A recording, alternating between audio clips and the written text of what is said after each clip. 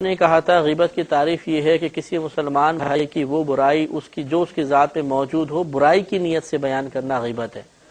تو کہتی ہیں کہ اگر ہم برائی کی نیت سے نہ کریں، ویسے ہی بیٹھے ہوئے ہیں آپس میں اور ہنسی مذاق میں برائی کر دی، برائی کی نیت نہیں ہے، تو دیکھیں برائی کی نیت کا تعین اس طریقے سے ہوگا کہ جہاں شریعت نے اجازت نہیں دی، جہاں شریعت نے اجازت دی ہے کہ آپ غیبت کر سکتے ہیں، ان میں سے کوئی صورت متحقق نہ ہو۔ مثال کے طور پر جس نے حیا کا پردہ اپنے چہرے سے ہٹا دیا، اس کی غیبت نہیں سرکار نے فرمایا، تو اعلانیہ گناہ کرنے والے کی غیبت ہو سکتی ہے۔ نمبر 2، اگر آپ حاکم اسلام کے پاس جاتے ہیں اپنا کوئی مقدمہ لے کر، اس میں آپ غیبت کر سکتے ہیں۔ مفتی سے آپ معلوم کر رہے ہیں فتویٰ، اور یقینی سی بات ہے دوسرے کی پوری باتیں بیان کرنی ہوں گی تب صحیح فیصلہ ہو سکتا ہے، یہ قاضی کے پاس ہیں تو اس وقت بھی آپ غیبت کر سکتے ہیں، تھانے وغیرہ میں کر سکتے ہیں۔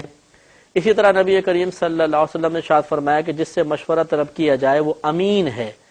یعنی اگر آپ مشورہ دینا چاہتے ہیں تو پھر آپ غیبت کا لحاظ نہیں کریں گے۔ اب جیسے کسی نے پوچھا ہم اپنی بچی کا نکاح فلاں لڑکے سے کرنا چاہتے ہیں، وہ کیسا ہے، اب یا تو آپ کہہ دیں میں کچھ نہیں کہہ سکتا ہوں، آپ کسی اور سے معلوم کریں، اور اگر آپ بتانا چاہتے ہیں تو بالکل اب اس صورت میں بھی غیبت جائز ہوتی ہے۔ یہ جو ہے غیبت اگر آپ اس صورت میں کریں گے تو یہ برائی کا ارادہ نہیں کہلائے گا، یہ جائز ہے۔ اس کے علاوہ جو ہے وہ برائی کا ارادہ ہی کہلائے گا، چاہے آپ اسے یہ کہہ رہے ہیں کہ ہمارا قصد و ارادہ نہیں تھا، لہذا برائی کے ارادے سے کیا، جس کو عرف عام میں برائی کا ارادہ کہتے ہیں، تب بھی ہنسی مذاق میں کیا، تب بھی وہ برائی کا ارادہ ہی کہلائے گا، کیونکہ ان میں سے نہیں شامل ہے۔ تو جو غیبت کی جوازی صورتیں ہیں اس سے ہٹ کر جو غیبت کی جائے گی وہ برائی کے ارادہ ہی متصور ہوگا اور اس میں انسان گناہ گار ہوگا۔ امید ہے یہ مسئلہ کلیئر ہو گیا ہوگا۔ یہ فرمایا کہ کیا ایسا کوئی ہے، یہ صحیح بات ہے کہ گناہ گاروں کی آنکھیں